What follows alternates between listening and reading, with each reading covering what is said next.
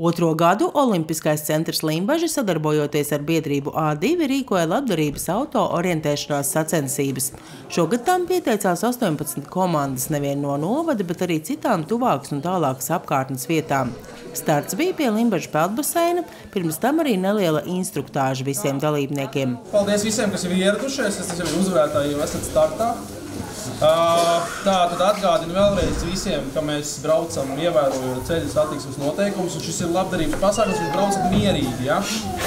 Ir arī balvas par mierīgu braukšanu. Kurš lēnāk? Jā, apmēram.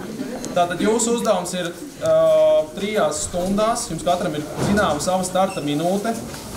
Pa 3 stundām jums ir jāsavāc lielākā punktu summa, vērtības. Tātad pirmais kartē cipariņš ir viņa vērtība. Ir speciālie kontrolpunkti, šogad viņi ir tuvāk.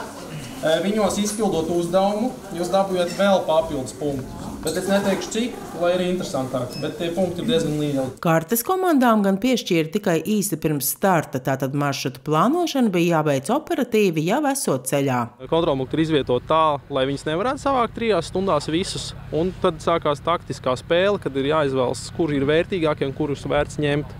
Un tad ir papildus pāris speciālie uzdevumi, kas bišķiņ to uzdevumu padara interesantāk, jo tur ir kaut kādas aktivitātes, kas tev dod iespēju dabūt to punktu papildus vai nedabūt. Cik daudz ir kontrolpunktu?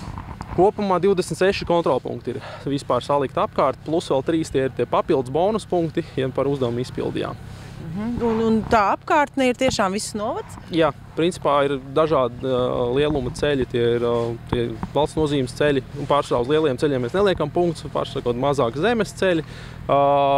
Latvijas valsts meža ceļi kaut kur jāšķērso, bet tā kopumā pa visurien. Biedrība A2 ir no Siguldas. Tā darbojas dažādu sportisku aktivitāšu rīkošanā. Limbažu novads iepazīts jau pagājušajā gadā rīkojot auto orientēšanos, bet šogad, protams, bija jāatrod jaunas kontrolpunktu izvietošanas vietas. Tas darbs pirms tam tiek ieguldīts, izbraukts tās vietas. Pārsvarā tie kontrolpunkti nav ieliktā vienkārši kaut kur, bet lai ir tāds bišķi skatāms vai interesanta vieta, kur tu varbūt tā ikdienā nekāp no ceļa nost gluži pie caurtekas, kur ūdens tek jau un nepaskatītos, cik forši īstenībā viss apkārt izskatās. Tā.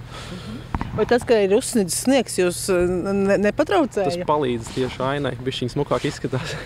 Un arī zemesceļi ir mīkstāki, patīkamāki nekā tad, kad ir pliks zemes ceļš. Jā, ir baudāmāki. Protams, jābūt bišķiņ uzmanīgākam pa ceļu, tagad slidens, bet nav kur skriet. Šeit vairāk jādomā ar galvu nekā ar ātrumu jābrauc. Tikmēr sagaidīts īstais laiks, lai dotu pirmo startu.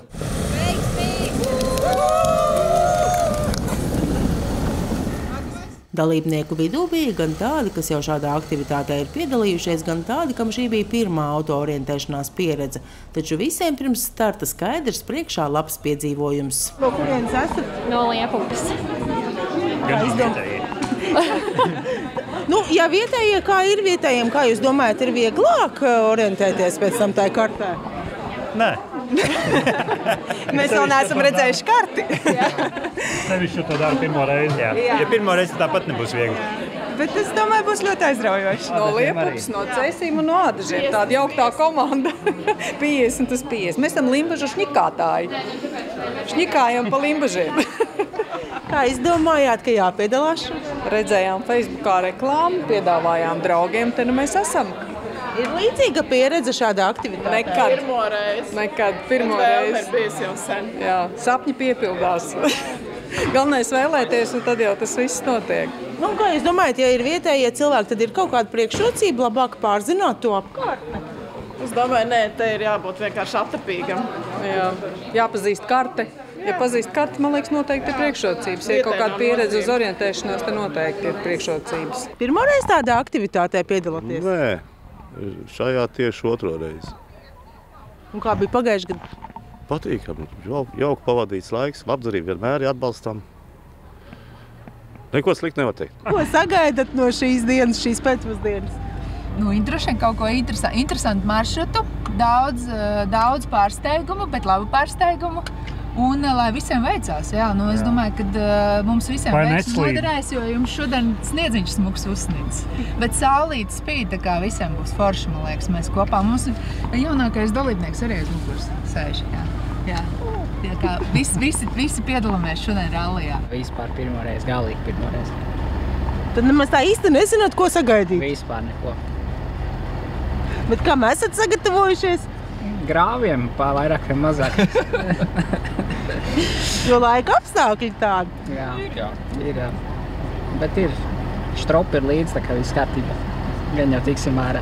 Gan kāds izvilks. Speciālajos, ja bonusa kontrolpunktos uzdevumi bija dažādi. Viens no tiem ar rīkotāju sagādātu auto izbraukt pa Lielazeru mototrasi, meklēt burtus un no tiem salikt Limbažu vēsturisko nosaukumu. S. Un I. Lemsi. Lemešs kaut kas tāds. Citā kontrolpunktā pie papildus punktiem varēja tikt ar gaisa pistoli 3 reizes trāpot mērķī. Vispār galīgi šķīvi. Šīs komandas dalībnieces atzīst, ka karta diezgan sarežģīta. Galvenais ir saprast pa ceļu, kuru braukt, pa labi, pa kreisi. Gan jau būs labi beigās. Ir pieredze ar šādu autoorientēšanos? Ar auto nē, bet pati ar kājām esmu skrējusi, gājusi cauri. Bet ar mašīnu tas ir grūtāk. Pagaidām. Finišu noteiktajā laikā sasniedz visas komandas. Uzvarētāji bija savākuši 115 punktus. Šī bija labdarības autoorientēšanās, kas nozīmēja, komandām nebija noteikta dalības maksa, tomēr katrs pēc savām iespējām bija aicināts ziedot veco ļaužu mītnē Sprīdīši, kas atrodas Salacgrīvas pagastā. Visi kopā saziedoja 380 eiro.